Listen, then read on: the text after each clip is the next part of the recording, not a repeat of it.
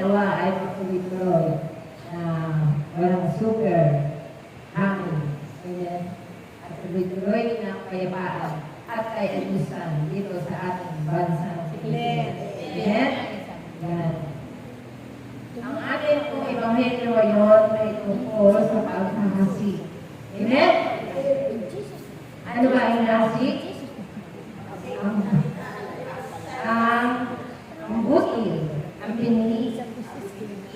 Ang binhi ay ang salita ng Diyos.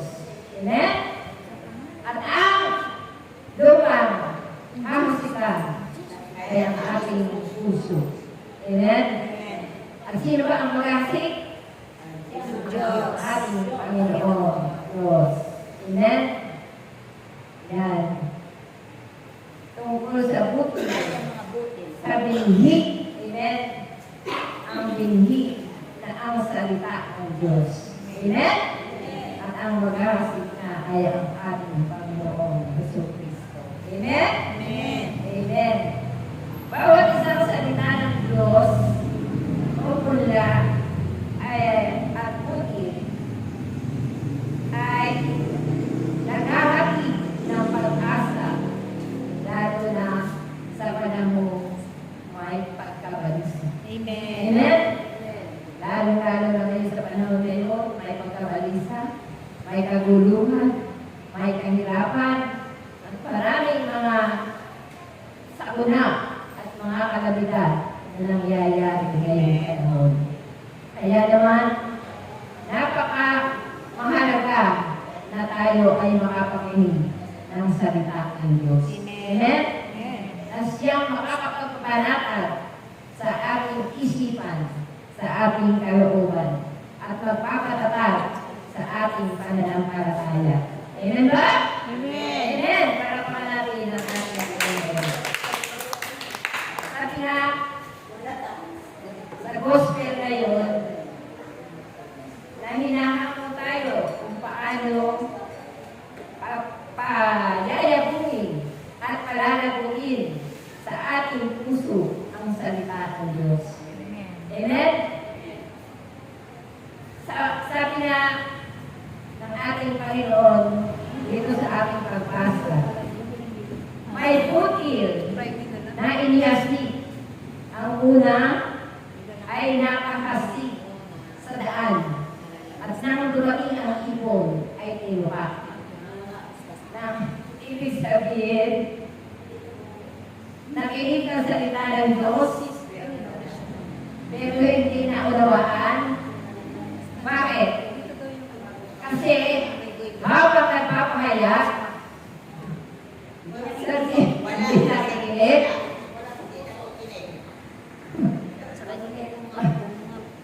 Yung iba, nagsiselfon. Yung iba, nagkukwatuhan. Yung iba, ang iniisip, yung mga naiwan sa bahay. Yung, kung ano ba yung kakainin nila. Yun. Kaya, yung salita ng Diyos, hindi naunawaan, hindi nasa tanim sa puso, hindi nasa tanim sa isip. Hindi nagawin. Kaya, biglang nawala. Mga alalahan. Amen? Dahil sa mga ibang pinagkakaabalahan. Amen ba? Amen. Amen. Galit ka? Hindi. Ang pangalawa, ay naman nahasik sa batuhan. Dahil walang kaanong lupa, tumupong mabilis. At nang mahanginan, biglang namatay.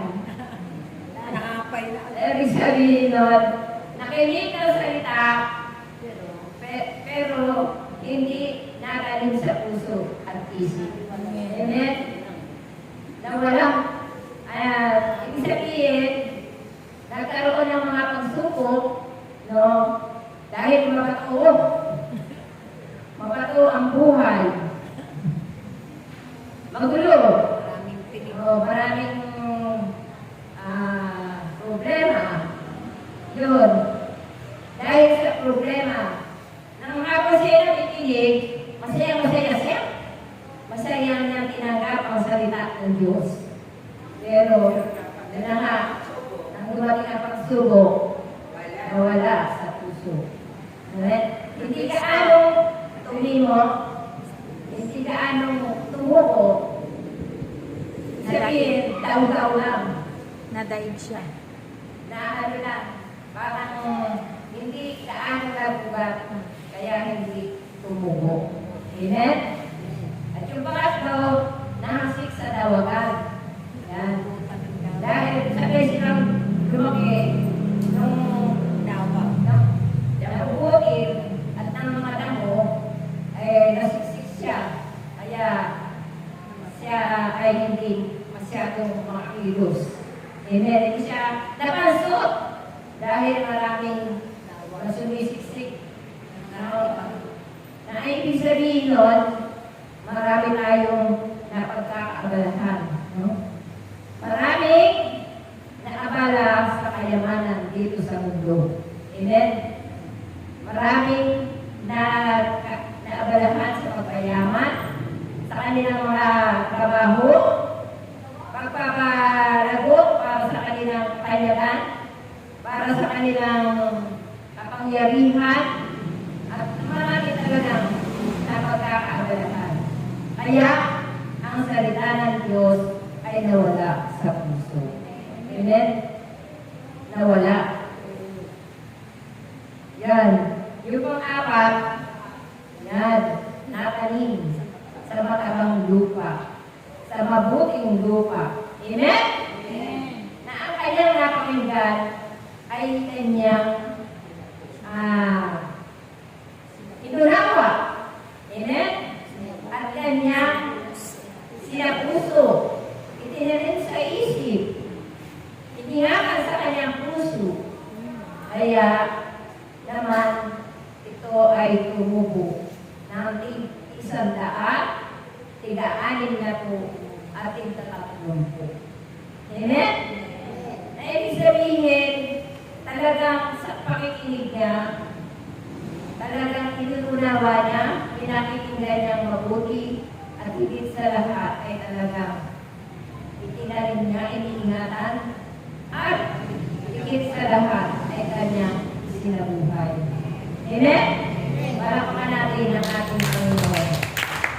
Kaya, sabi nga, sa pagsasabuhay natin, bawat salita ng Diyos na ating napapakinggan ay tunay na ito ay makapangyarihan.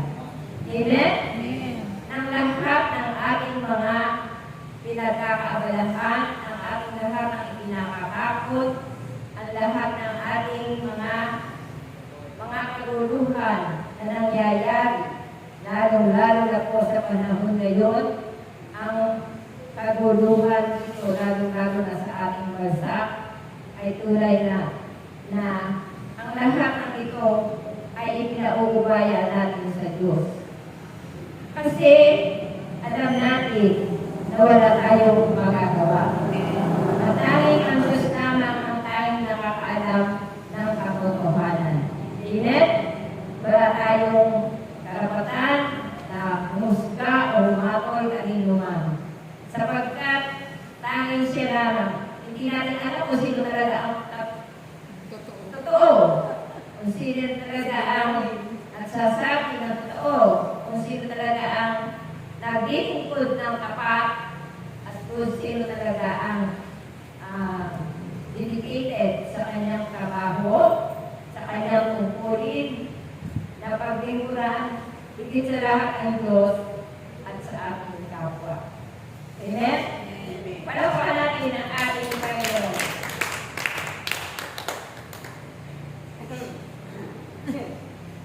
Kaya, ayan. Basa.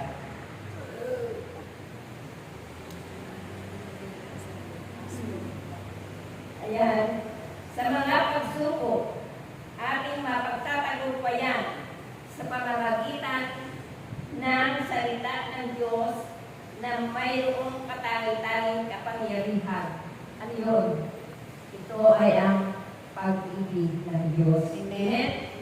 Hindi marahas, hindi matapang, hindi mataas ang loob, Hindi mayabang, hindi matigas ang puso. Amen? Na kayang magpatawad sa mga nagkasala. Amen? Kapag daw tayo ay hindi marunong magpatawad, hindi tayo marunong umibig. Amen? Katulad ng ni Satanas. Ang Diablo. Amen? Hindi siya marunong umibig. Amen? Kaya kung tayo ay hindi marunong magpatawad, hindi tayo marunong umibig, ang ating pinapanginoon ay ang Diablo. Ibig sabihin nun, tinatalikuran natin ang Diyos at ang hinaharap natin ay ang Diablo. Amen? Yan. Kaya, yun ang katangitanging kapangyarihan ng Diyos na dahil sa pagmamahal sa atin ng ating Panginoon, tunay na tayo ay kanyang inaakay sa matuwid na landas. Amen? Upang mapalago natin ang kanyang salita sa ating puso at sa ating buhay. Yun. Na patuloy daw tayong gumawa ng mabuti. Amen? Gumawa ng mabuti ng may kababaang loob, may katapatan, at may kagalakan sa ating puso. Amen? Amen. Nakikita sa ating pamumuhay, no? Na kahit gaano ang pagsubok na dumarating sa ating buhay, hindi tayo basta-basta sumusuko. Amen? Amen. At hindi tayo basta-basta naghuhusga at humahatol sa ating kapwa. Amen? Amen. Hindi tayo agad-agad nagagalit. Ngayon. Ngayon na ba yun? Minsan, nagagalit pa din. Minsan, dahil nasisingin natin, dahil tao pa rin. Pero, ibig sabihin, hindi Katulad na hindi tumadali itinakali. yung puso. Panandalian lang. Amen. Ito yun. Kumbaga sa basketball, rebound agad. Kaya nga lang sinasabi natin kami ng pagbabae. Kaya nga, Hinihingi natin kaagad yun. agad-agad, nagkakaroon tayo ng pinapag-isip sa atin. Masama yan. Amen? Kaya naman, agad-agad natin hinihingi ng kapatawaran sa ating Panginoon. Amen? Ibig sabihin, hindi katulad ng dati talaga nagtatanim tayo ng sama ng loob Amen. sa ating kapwa. Nagtatanim tayo ng galit, ng mga hinanakit. Amen? Na matagal. Tumatagal. Pero ngayon, Hindi na. hindi na. Sandali lang. Amen? Dahil alam natin na mayroong nakakuhay sa atin. Amen? Na alam natin na ang lahat ng ating ginagawa, lahat ng ating sinasabi, lahat ng ating iniisip ay hindi naridigit sa Diyos. Yun ay alam ng Diyos. Amen. Kilala tayo ng Diyos. Alam na alam ng Diyos ang laman ng ating puso. Kung ano yung ating mga damdamin para sa ating kapwa. Kung tayo ay nag-iisip ng masama para sa ating kapwa, yan ay alam ng Diyos. Amen. Amen? Amen. Palakpakan natin ang ating Panginoon. Kaya nga, yun ang sabi ng ating Panginoon na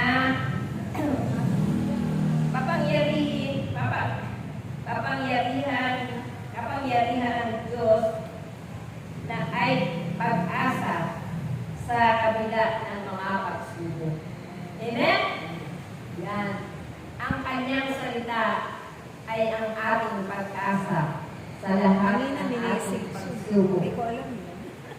Sa Holy Spirit, minisig siya. Kaya nga, sa bawat pagsubok natin, Yan ang ating sandakan, ang kapangyarihan ng salita ng Diyos. Amen? Kaya napakamahalaga na lagi tayong nakakapakinig ng salita ng Diyos. Amen? Yan ang nagtuturo sa atin na patuloy tayong maging malawak ang ating pangunawa, maging matatag sa ating pananampalataya, maging malalim ang ating pananalig sa Diyos. Amen? Sapagkat doon tayo lalago. Amen? Hindi na tayo basta-basta susuko at hindi na tayo basta-basta mapapalugmok sa anumang problema, anumang isipin na dumarating sa ating buhay. Amen?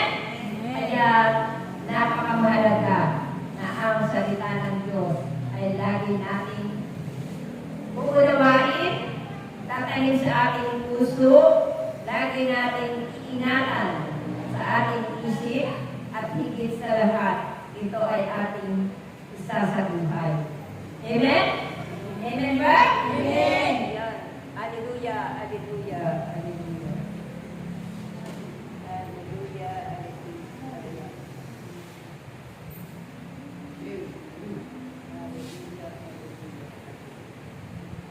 Kaya kayong lahat na kanyang pinili sa karamihan.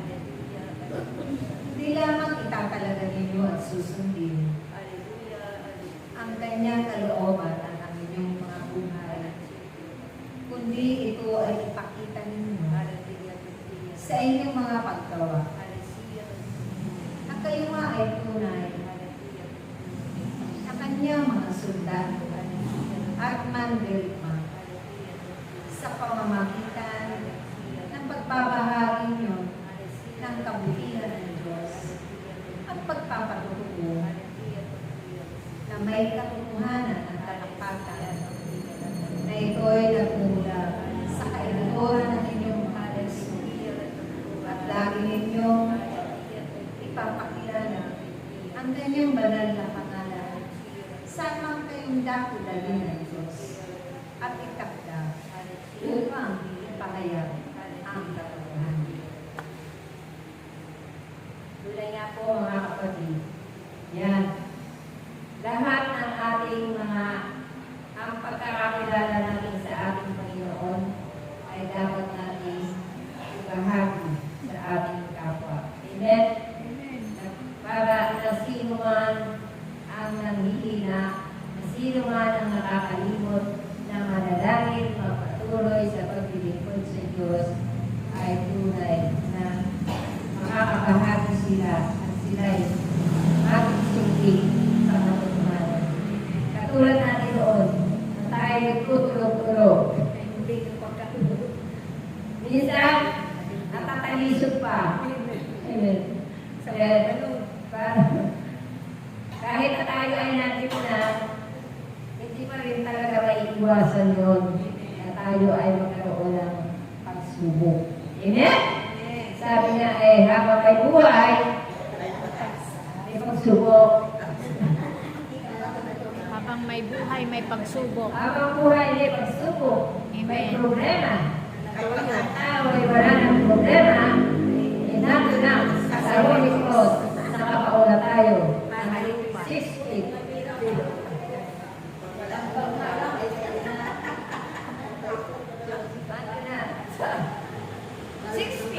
Below the ground. Yan. Kaya ako din papasalamat na sa ating Panginoon.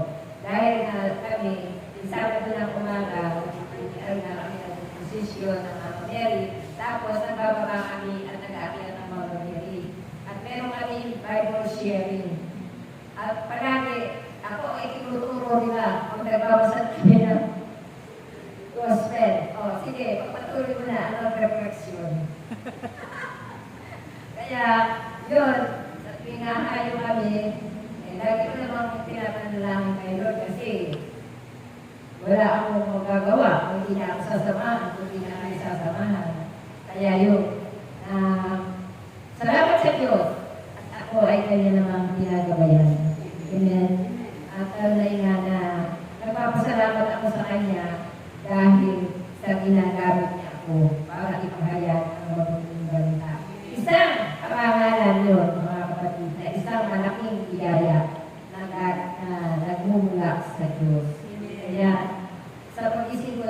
nagrosario na ako, magkasalmo at mananampahan.